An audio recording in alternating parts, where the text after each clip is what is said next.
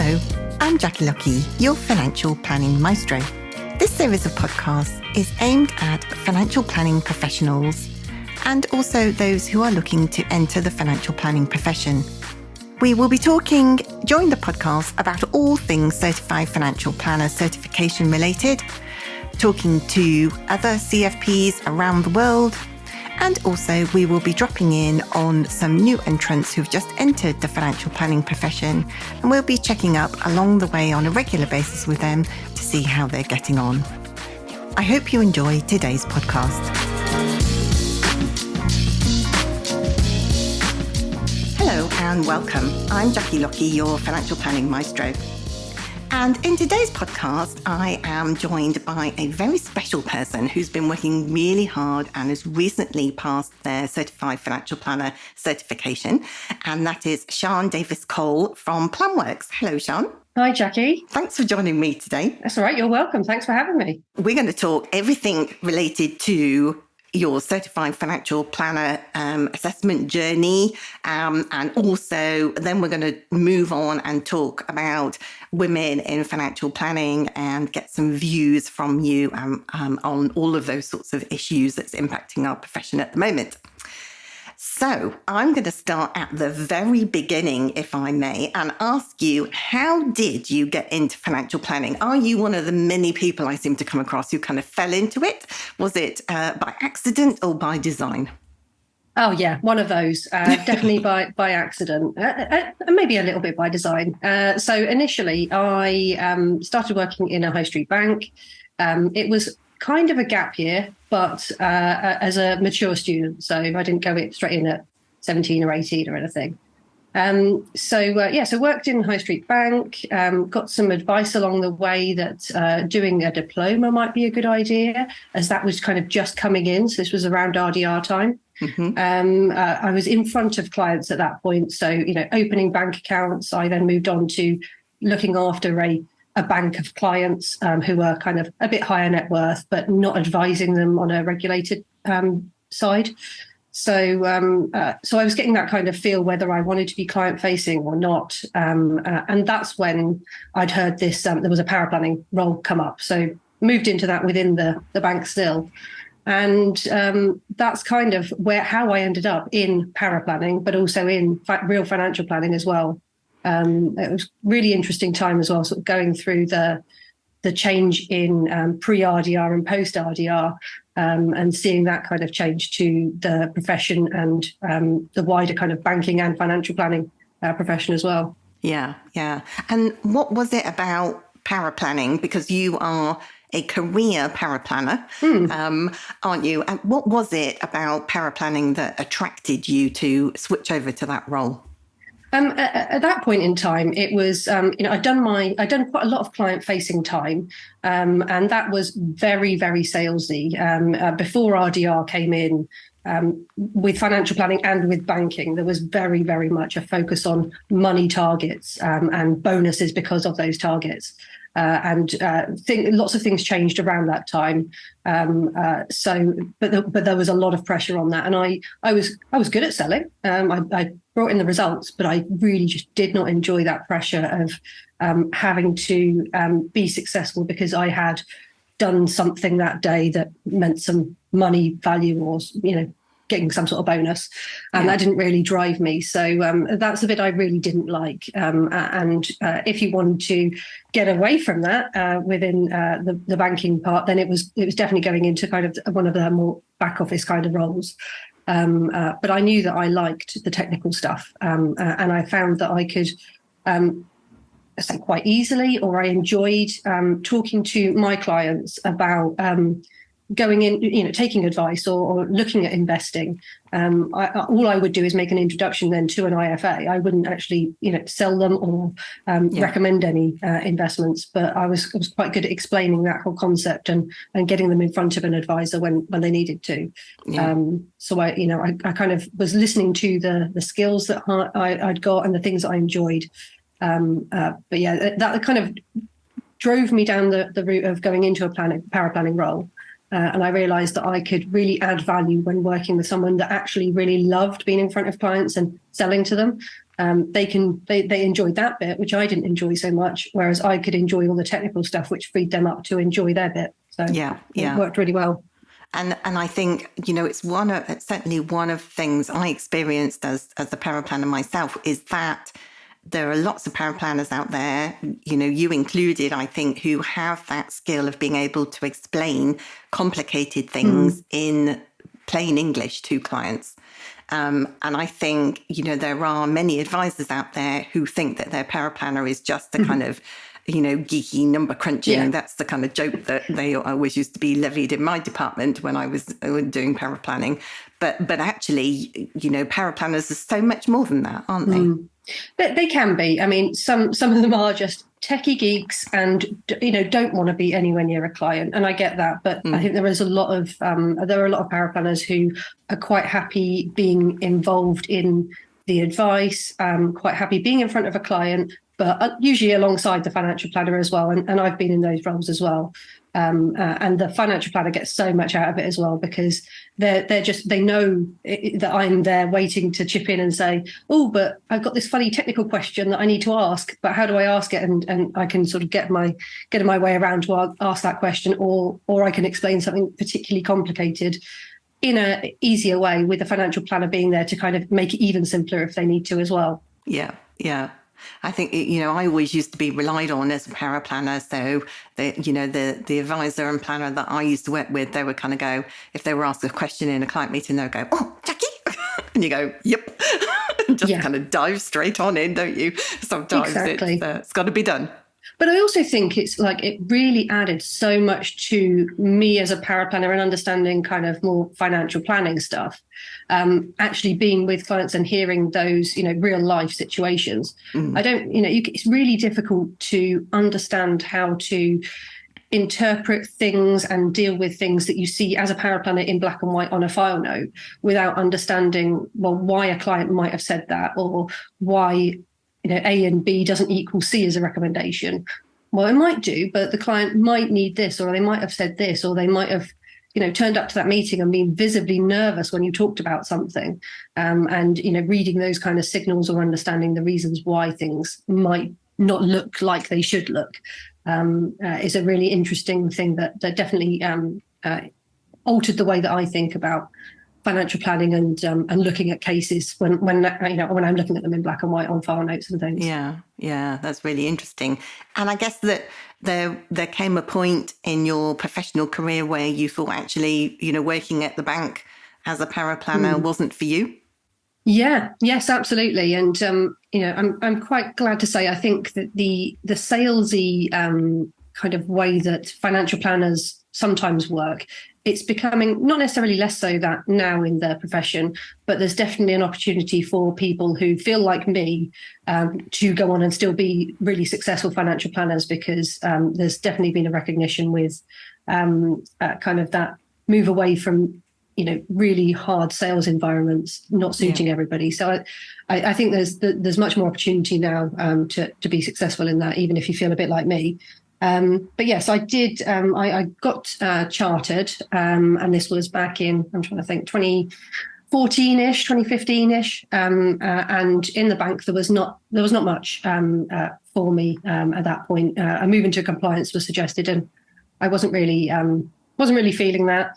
And at that point, I was in kind of post-advice review. So after each bit of advice was done, a team would review that advice to make sure that it was okay, to see whether any remedial action was needed or anything else. And I was in a team that was checking those, but also then coaching those checkers to on a technical basis, or to see whether their checking was suitable as well. So that's where I first had my experience of combining like building my skills with talking to people, coaching people, as well as the technical point as well. So yeah, so I didn't really know where else to go, but I knew that there wasn't going to be much option within the bank for me. So I started looking elsewhere, and chartered paraplanners seemed to be an option out there. There seemed to be quite a call for them. So went on my journey going into financial planning firms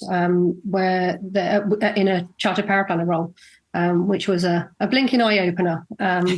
and I learned an awful lot by doing that. But also there was a high expectation, because I was chartered, that I would come in with all of this knowledge and all of this experience, whereas in a bank you get very shielded from real financial planning and advice. You get to understand what restricted and independent advice really looks like when you've had those different experiences. Yeah. So what sort of things did surprised you going into independent firms? Well, I had no idea what a GIA was at that point. So that was quite a funny one, because, I've got administrators in my team talking to me about a GIA, and I thought, what is a GIA? I can't ask that question because that seems really obvious. But understanding just the basics of how things work. So, what is a custodian? What is a DFM? How do these different things work? Who are the different people involved in different parts of the process? Because you definitely didn't see any of that when you were in a bank. And then also just learning that firms have kind of pretty free rein to do financial planning as they want to do it. So, in one firm, it looks very different from another. As long as they, follow the either general guidance that the FCA says or the specific rules that they have. There's quite a lot of freedom to do what you want to do in that, which was, really, really interesting to me. Vulnerable clients was one of those sort of turning points where, in the bank was a very strict rule about who was treated as a vulnerable client and what the kind of how you could advise them, which was very restrictive. Whereas in a financial planning firm, it was very much a practical look of, okay, well, what does that look like? How are they connected? How is this going to impact any advice that's given or the person that's in front of us if it's not them? So it's a much more practical way to look at things. And I found that was much more where I wanted to go then in my career of having kind of full reign to be able to advise clients on whatever was suitable. So independence was really important to me and still is. Yeah. So at what point did you find out about the Certified Financial Planner certification, being qualified as you were? When did that come across your horizon? I'd say it first probably came across my horizon when I joined a firm where the financial planner I was working with was a CFP. I had no idea what it was by that point, but we spent a lot of time working together.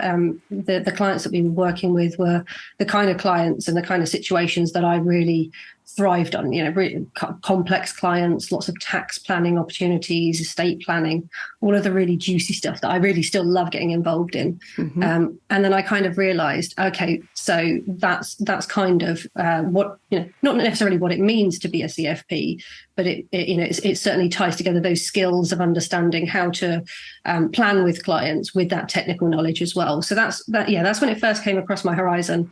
Did I think about it too much after that? Not too much, only kind of thinking about it later than when I came into to join Nathan at Planworks 2.5 years ago. Again, realizing that I'm working with a number of different firms and different planners, but the ones that I really love working with are CFP. And that is, again, because they are working with these really nice, lovely, complex cases, high net worth clients with loads of tax planning kind of stuff with it. And that's definitely my bag. So at that point, I started thinking, okay, right. So is the universe telling me something? These are the people that I really love working with, that kind of do things that I would want to be doing if I was a client-facing financial planner. But even working on it as a paraplanner, it's still a lot of interest to me. So. Yeah. So it wasn't it didn't go unnoticed. I just thought, okay, right, there's this thing, and they're talking to me about it, as anyone who's done CFP will endlessly talk about CFP because it's such an experience. Yes. So they're kind of telling me what's involved in it and giving me various warnings.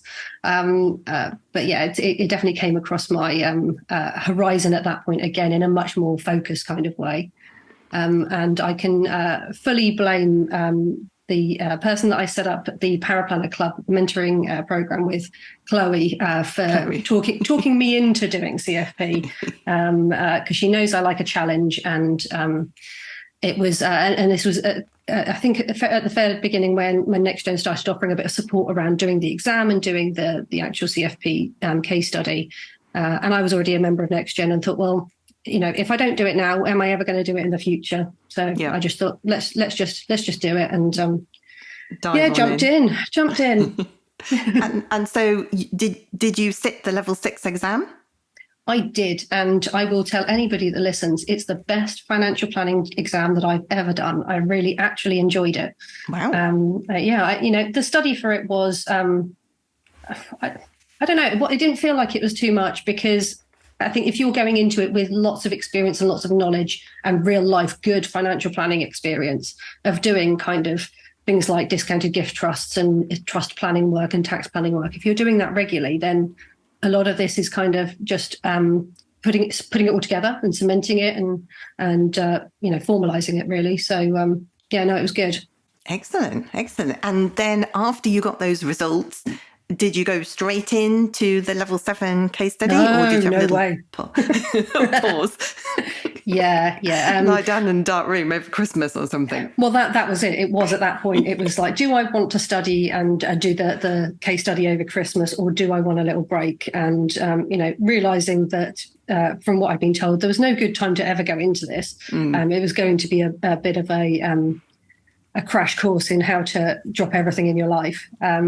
So I thought, right, just give myself a little break. Let's start in the new year after Christmas and just tackle it then. I went for the next intake after the one that was straight after my exam. Excellent. Yeah. So your intake was the February, wasn't it? Last year, I think it was, wasn't it? 2022. And so you were blasting past the end of the tax year whilst working on your case study then too. Yeah, good idea, bad idea. I mean, I have no idea. I think it is what everybody kind of said to me is, there will be no good time, and that's absolutely it. You're either doing it over Christmas, you're doing it over tax year end, you're doing it over the summer. There's no kind of good way to look at this. And probably what I wasn't maybe prepared for is that obviously there comes potentially a resubmission, and then that's out of kilter. You can't plan for that at all, really. No. So yeah. So tell us a bit about your experience of the level 7 case study assessment. How did you get on? What was your approach to it? So my initial thought was, as soon as it came out, I didn't. My plan was not to stick my head in the sand at any point, because I had done that at some points during my chartered study, and for example, the investment bit. That's the bit that I don't enjoy so much as the whole planning thing. So I definitely stuck my head in the sand with that and just kind of went, I just hope it's all right. So I thought, with this, I'm not doing that. I'm going to hit it head on and look at my case study as soon as it comes out. Start making some notes, get a feel for this client and their situation, and start making my kind of thoughts about what I think we need to do, what my recommendations might be, what the gaps might be, before I then get stuck into the number crunching part of things. So that's exactly what I did. I had a good look at it, started making those notes. Signed up to your fast track course because I knew that I was going to need to force myself, because being a business owner as well as someone who really just loves their job, I knew I was going to need to have to force myself to take time out of doing that to focus on this. So I knew that would do that with a point that, at least if it got me to a point where I kind of had got some of the numbers together, it gave me a really good starting point. It was forcing me to take time out of work to do it anyway, and it set me on a really good track. So that was my initial look at it. But actually looking at the case study itself, the situation, it definitely wasn't the kind of case that would horrify me. It's the kind of case that I would see normally in the kind of work that I do, and that I would enjoy. Not that I would say I enjoyed doing the case study, but the kind of case it was get your teeth into. Yeah, it was. It didn't horrify me. It was kind of like, oh, this is quite interesting. That was it. So I just kind of decided to throw everything at my first submission and getting on track with the case study, rather than waiting till the end, waiting until a few weeks passed. That's why I started with the fast track course, and then just not kind of putting it down for any length of time between then and handing it in was my key kind of strategy. And I think probably what helped me get through that, but maybe it didn't, I don't know, is no expectation of passing on the first time. And that took the pressure off a little bit. And, I think anybody that's looked at doing the level 7 knows that the pass mark for first attempt is not that high. No. So that for me was a good expectation to have, because I knew, that if I wasn't successful in that first one, then I was going to have to put that time aside and let me kind of plan my life, knowing that was going to have to be a potential thing that I'll have to come back to. Yeah. And because you get 3 submissions, don't you? So as long as you get through by the end of the 3rd submission, you keep the same case study. So you're essentially just tweaking your first submission, if you like, aren't you then? Exactly. And that's why, again, I thought if I just throw everything at the first attempt, then I might be, and I won't use the word lucky, because is definitely not down to luck. But I might get it in the first attempt. And if I don't, then I'll know that I haven't got so much work to do because I didn't put the effort in. I did put as much in as I possibly could. So that helped me to do that. But luckily for me, I got it second time, and that was probably maybe a bit more stressful, because you're thinking then, if I don't get it this time, the next time is the last time. Yes. and then the pressure is super on. So I didn't want it to be that. Yeah, absolutely. But I think it's key that you threw everything that you could at it for the first submission. Totally. Because then, even though it feels a bit stressful, imagine if you had basically wasted that first submission, as some people do. Life takes over to such an extent that they barely put in anything. And then when you get to the second submission, it's basically your first submission. Yes. So then, then I think you put yourself into so much more pressure, don't you, as each submission goes by. But luckily for you put in all of that effort. Well, again, not luckily, but you forcing did myself to do effort. it. Yeah, and actually, I think probably the other exams that happen in our profession, for me, influenced the way that I tackled that as well, because I've had probably the luxury of experiencing all 3 now of the professional bodies that do exams. So I did my diploma and chartered through what is now the LIBF. Did some exams then with the CII as well, and now moving over to CISI. But actually, most people in our profession are doing CII exams, and very much it's about cramming for one exam at one set date, whether that be a multiple choice or, an essay style written exam. Whereas my experience was definitely not that, because in LIBF, it's more about continuously kind of doing assessments as you go along. Some of them are for actual, to be marked, and some of them are just a way of learning. So you can't just go, I'll just book my exam and cram the week before, because that's not how those kind of that study works. You need to do coursework through, during your time and submit it as well. So you can't just ignore it. So I think that set me up really well, because I really didn't like CII assessments. They didn't work for me because of the cramming and never knowing whether it's really going in or not, and just putting it on that one exam on that one day. It just didn't work for me, which is one of the reasons I chose to go down the sort of LIBF route in the initial instance anyway. Yeah. And everybody learns differently, don't they? But I think with the CFP, with the case study for the level 7 component, certainly what I tell people is that I think, from my point of view, that it's more of an application of the knowledge that you've got through that case study, isn't it? And that kind of giant 3D jigsaw puzzle that I'm sure you're sick of me talking about. Is that what your experience was too? Yes, yeah, absolutely. I think it's probably the only assessment I've done. The level 6 exam probably was a little bit as well. But yeah, it's the only kind of real thing that assesses your application. And it assesses your application over the whole load of financial planning. It's not just talking about investment or pensions or whatever. It's all of it all together. And obviously purposely giving you a case that interacts with all of those different elements, and that you can't fully meet the desired outcome in the best way just with one thing. You have to compromise in some way. It's a perfect assessment, because you have to understand what impacts what, and what compromise you would be willing to recommend as a financial planner, even though knowing that it takes away from another part of their objective that they want to meet as well. It's a great way to assess people. And like anybody that's gone through it, it's the best assessment. It's like the gold platinum standard of financial planning, of assessing, I think. So the level 6 exam definitely gives you a good feel for going into it as well, because it's so well rounded, which is quite nice. You can't just go in thinking, well, I know investments inside out, because that's not going to cut it. It needs to be more fully rounded than that.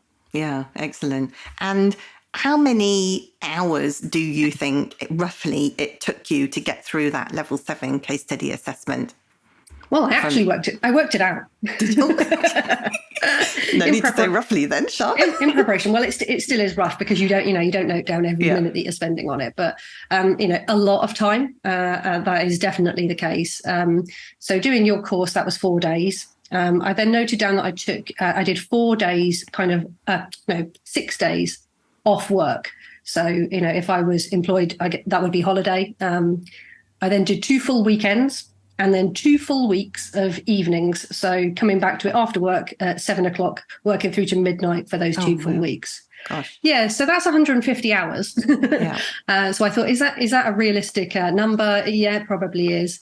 And luckily for me, because I do have my own business, and I have a little bit of a team with me as well, I could take some time off. It wasn't easy to do that, and I still had to do work around it, like working after I'd spent the whole day on your course. So I then have to go and do some more work as well. But yeah, it'd be really difficult if you're employed, and you've got other life commitments, kids, pets, looking after elderly relatives, things like that. It's really difficult to do it. And that's where you need to plan your time out and be realistic, because 150 hours, I've interviewed other people on this podcast who've said it's taken them closer to 200 hours, which is, it's a massive but serious commitment, isn't it? Oh, totally. I mean, it wouldn't surprise me if, I had spent more than that on it. But if you think about like that amount of time, it's not like, because when you look at kind of the other exams that are out there, not that they're at the same level, but the number of hours that you'd need to study for them, they aren't quoted as anything too much different. But the fact is, here you've got a very strict deadline. You can't just go, I'll just put that exam back, or I'll sign up for it then, and that gives me less time. It's like, no, you get it that date, and you need to do it by that date, and you've only got 150 hours to cram into those dates in between, which is not a lot. But somebody did show me that there's a really nifty counter on Microsoft that so you can have a look up afterwards to see how many minutes you spent editing your documents. Wow. So I did actually have a look at those, and it doesn't. For me, I had the Word document and I had the Excel document. So I spent 1,553 minutes editing my Word document. So that was my actual submission. So that's 26 hours.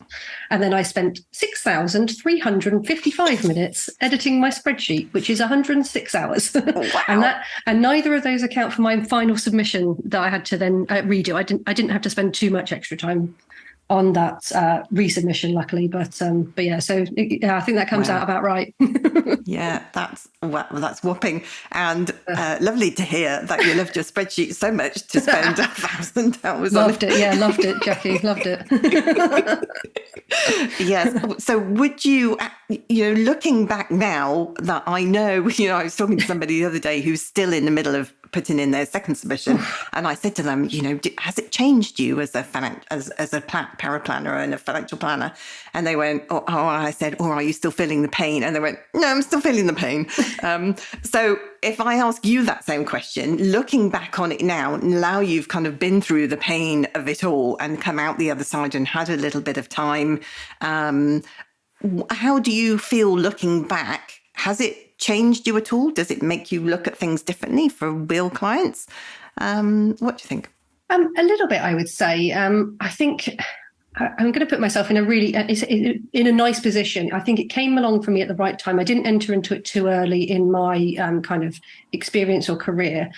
So I'd already got quite a lot of really rounded experience, but it just strengthened, I think, the skills that I've got, as well as the experience and knowledge that I've got. It's just getting me to a better place. Probably my confidence is what it's improved no end, I would say. It's a real achievement getting CFP. That's kind of what is what I would say. But anybody else I know that's got it as well says exactly the same thing. Yeah. And for me, it was nice confirmation in terms of when I did my first submission. I didn't come back with a pass that first time, but actually it wasn't my advice that was being questioned. My recommendations were all solid, and I was just over the moon at that. I couldn't have been more happy that although I was going to have to resubmit and pay again and take it more another 6 months than I'd wanted to get the result. Actually, my advice was solid, so that was great. That was perfect for me. And probably the thing I learned most, and the thing that I now take forward more into working with clients, is about assumptions and also about state benefits. Those are the two areas that I looked into a lot more doing CFP case study than I'd probably ever really looked at before. Mm-hmm. You don't, as an experienced paraplanner, you don't ignore kind of those things. If you're told something, you don't kind of go, right, I'm taking that as gospel. I'm going to question it a little bit. But it's just realizing, well, you really need to question that an awful lot more. Yeah. And state benefits is probably one of those things because, until you do the case study, and depending on the case that you're looking at, depends, I guess, probably how much you actually look into these kinds of things. But it seemed to be quite a common strategy when thinking about whether you bring state benefits into financial planning, to just kind of make a very simple assumption that you go, I'm assuming that you will get no state benefits if something were to happen. And when you then do the case study, you realize actually state benefits are really quite a valuable thing to people when they need it. It's not saying that, it will, meet your lifestyle costs or anything like that, but it's, for somebody who really needs it, then it can make a massive difference. And you get to understand all of the impacts on different things. Like in mine, I had a maternity allowance to consider, and someone who didn't qualify for a full state pension, and then potentially would do if they qualified for one of the state benefits because they were disabled. It's an interesting thing to then go, right, now I understand even more of these interconnected things that happen in financial planning. And I had a client once who had 4 children. And, at the point when I was doing paraplanning, we had already always taken the same tack to ignore state benefits. But of course, having 4 children, back going, must be 15 odd years ago now, the benefits you were looking at £500, £600 a month in benefits that we were just ignoring, which made a material difference to that client's financial plan. Yeah, absolutely. And it's a bit like, when you're doing regular financial planning, not even super complicated sort of plans or anything, just ignoring things like the marriage allowance, it can just make a massive difference. And it's just, they're what we could see as basic things, but they can easily get ignored if you don't know kind of what the rules are or the interactions between different client scenarios. It's interesting. It's definitely highlighted that a bit more for me than already I was looking at it. Yeah. And you are one of many people who looks closer at assumptions now. So I think that's a great thing. Mind you, I think that's probably me rabbiting onto you about them so much. I think that was probably one of the more painful bits for me of doing the case study, was not necessarily, writing up not necessarily researching or thinking about the assumptions. It was more around writing them up. I could have written, I think at one point, I think I did write about 10 pages of how I got to my assumptions. And obviously that wasn't going to cut it into the page limit. So what exactly to say around this when you do so much research? And then again, I think that's when it probably crosses over quite a lot into the paraplanning world, where we're used to kind of going, right, I'm going to write all of this massive document, and then I'm going to put that bit on the file, and I'm going to put that bit in front of the client. Whereas this was like, no, you can't do that. It's all going to the client. It's all going in the submission. So that was, it was quite a painful bit for me, I would say. Yeah. But I think we learn from our natural style. And I think because when you've got the case study, you don't have that opportunity to interact with the client. It naturally makes us write more, I think, as well, which then automatically means that, we're up against the page limit because we end up wanting to kind of elaborate more than perhaps we normally would do, because normally you might, talk to the client about certain aspects, wouldn't you? Yeah. Yeah. And it's just a sort of thing. Well, do I put that in there? Don't I put it in there? And then, I started off very much writing it kind of like, oh, I'll put that in and I'll take it out if the word count gets too much or the page count gets too much. But then obviously you don't kind of go, all right, I'm putting that in one place and I'll highlight it so I know I can just rip it out if I need to and it doesn't affect anything else. You then have to go and reread everything again to make sure it still makes sense, even if you take a bit out of it. So that was that's goes into why all of this takes quite a long time, because you want to throw everything at it, but also you're very mindful that I can't, because I can't write down everything and I shouldn't write down everything, just to try and get that passed, but also just being mindful of that page count was it was a tough thing. Yeah. I think 60 pages, people say it kind of sounds a lot, doesn't it, to start with? But actually, because of the complexity of everything that you want to get in there and explain as fully as possible so the client would understand, you can get way past 60 pages, without turning around. I mean, how many pages did you do on your appendices? I think it was more than 20, wasn't it? I'm pretty sure it was. Like 25 pages or something. I'm going to show it was up to about 25. I'm sure it was. Because you just have to allow plenty of room for those the cash flow forecast bits to go in, because even then you've got the question of like, well, as long as they can zoom in, then it's readable. But if they can't zoom in, then no, it's all completely illegible. So I'm just going to hope that they can zoom in, because I can read it from here. But let's see. And because if you failed just because they couldn't read the numbers and everything else was fine, you'd just be gutted. Absolutely. I did have a client in that situation who was absolutely gutted, I can say, but did pass on their second submission when they sent in the spreadsheet slightly larger.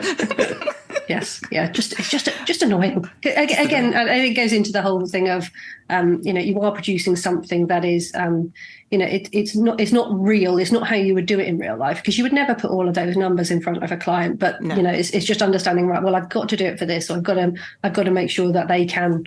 The assessor can see how I've got to that number and make sense of the recommendations. Yeah. And like you say, in real life, you've probably got parts that will be held on file and parts that you will present to a client.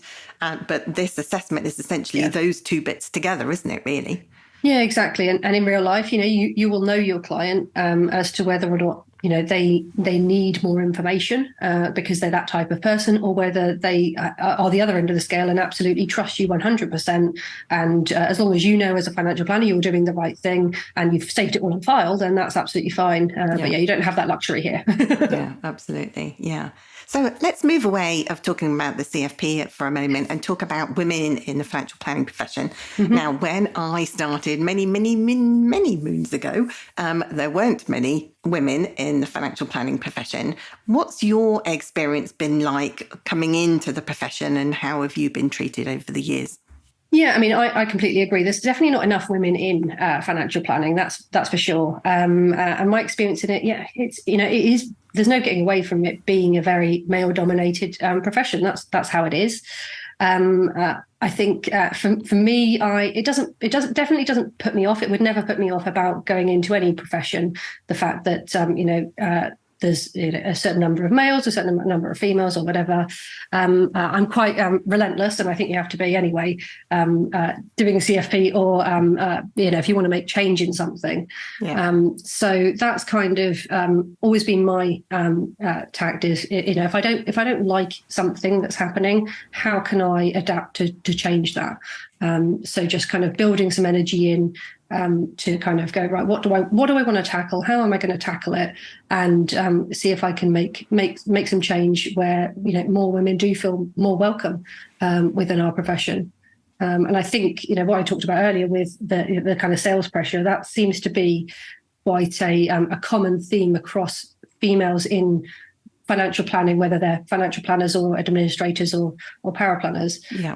It seems to really put lots of women off, and that could be the gender difference possibly, that we just feel more of that sales pressure and don't like it. But we are good at selling.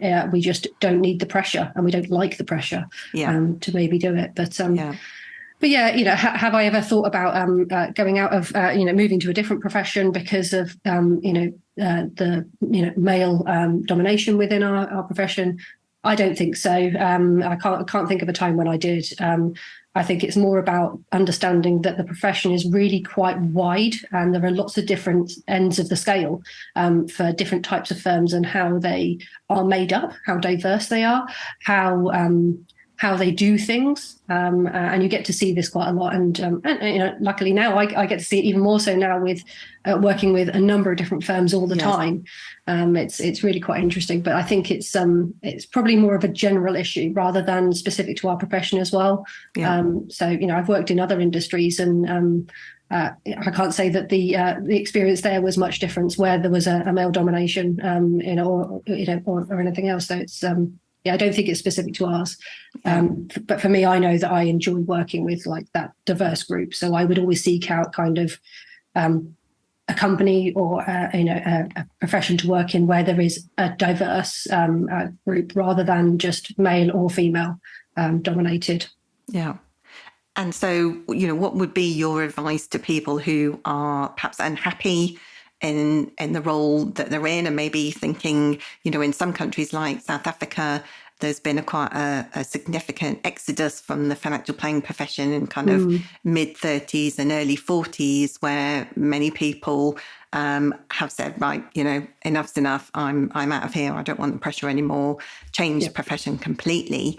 If you came across people like that, or people like who are worried, are listening to us chattering away today, what would be your advice to them? I would say financial planning is definitely a place for women here. They're welcome, they're wanted, and it's definitely about finding the place in the profession for you. So it might not, you might be a financial planner and that's not working for you anymore. So it's about looking at maybe other firms or different ways of working that might work, or looking at other roles within financial planning to see whether or not they might work in your current situation, or whether they work in the current climate. And that would be my advice. Is there's a lot of different options out there. It's about connecting with people that can help you and guide you to help make those decisions, or just open your eyes to what is out there. That can really help. And kind of, I'm not going to go on about it, but it touches a little bit on mentoring, which obviously I'm heavily involved in. But that's a really key part of understanding where a place can be for you. And we see a lot of people in the mentoring program that I co-founded, a lot of people coming into financial planning from other professions. So we see it the other way around as well, which is really interesting. Which is good. Yeah. That's very positive, amazing, isn't it? Yeah. And, you're working so hard with the Paraplanner Club, doing all of this work. If you could, wave your magic wand and say in 5 years' time or 10 years' time, what would you want the Paraplanner Club to look like, and, the mentoring in particular to look like for you? Oh, that's a really good question. And I think, we're doing plenty of good work there already, helping people to, make their own decisions, take control of their own professional decisions, which is what we really wanted to be there for. But what I really saw when we co-founded the Paraplanner Club was that it was majority females were the ones that were in firms, financial planning firms, administrators and paraplanners, just not being supported or coached into moving on, whether that be an administrator moving on into a paraplanner role, or a paraplanner being sought out as the next financial planner for the firm. It didn't seem to be happening. And it did, in my experience, it was very much, gender-based. A male would come in as an administrator and they would be worked through to a paraplanner and then a financial planner role quite quickly, whereas it just didn't happen in the female space. And there was just a real lack of support and infrastructure around supporting anybody to move on in a firm if that's what they wanted to do. So I think more of that for the Paraplanner Club. That's what we want to showcase. But also, I would really love to see that influence happening back into firms. I would love to see mentoring schemes happening in financial planning firms as standard practice. And then, actually, there wouldn't be a need for a separate mentoring scheme that is a Paraplanner Club. That would be my ideal. Yeah. Wow, that's fantastic. Well, I look forward to watching the progress of you and Chloe and everybody else in the team who's putting all the hard work into that. So we are very nearly out of time actually now.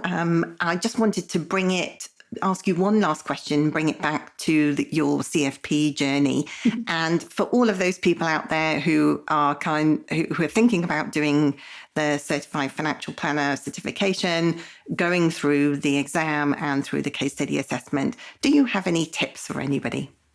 I sure do. So my number one is going to be about time. So I would say don't start your journey unless you're prepared to dedicate your life to it until you pass.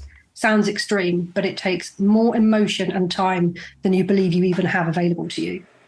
That's probably my top tip. Wow. It won't put certain people off. It wouldn't have put me off. But it's just knowing that fact, because we all have lives outside of our work and the things that we do, but it's just knowing that you might have to put a lot of that on hold while you're doing this. So it's going to take dedication. Probably the next tip is something that fits more into being a paraplanner than it does into a financial planner, maybe.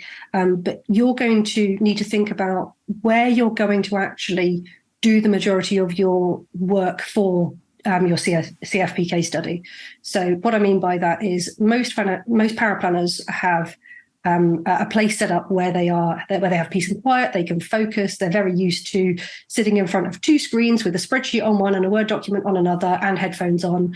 That is how you're going to have to probably do your CFP case study. So it's knowing where that's going to fit in your life. If you don't really have an office at home and that's where you're going to be doing your CFP case study, it's not going to work if you're going to plan to sit around your dining room table and you've got a big family. It's just not going to happen. And then the last piece of advice I would say, and this would have served me very well, but I probably wouldn't have listened to it anyway, is stick to the examples that you get as a template, however much you don't agree with it. Okay. If I'd have done that the first time, I probably would have got a pass the first time. That's the way that I would look at it, because I didn't like how it was set out. I sort of said, right, I'm going to do it, how I think I should do it, and they didn't like it. They wanted it to make sense, which was according to the example. So that's what I went back then and did when my resubmission was just. Had a good look at the examples again and set it out more in the format that they'd presented it in, and hey presto, I got a pass. Sian, it's been an absolute pleasure to talk to you today. Thanks so much for joining me, and I'm sure that our listeners are going to get so much benefit and encouragement with listening to your realistic views on how to pass the Certified Financial Planner. And good luck with the Paraplanner Club and the mentoring scheme. Thanks, Jackie. I hope you enjoyed today's podcast. It's really interesting, isn't it, to listen to other people's points of view about different things, all relating to our wonderful financial planning profession.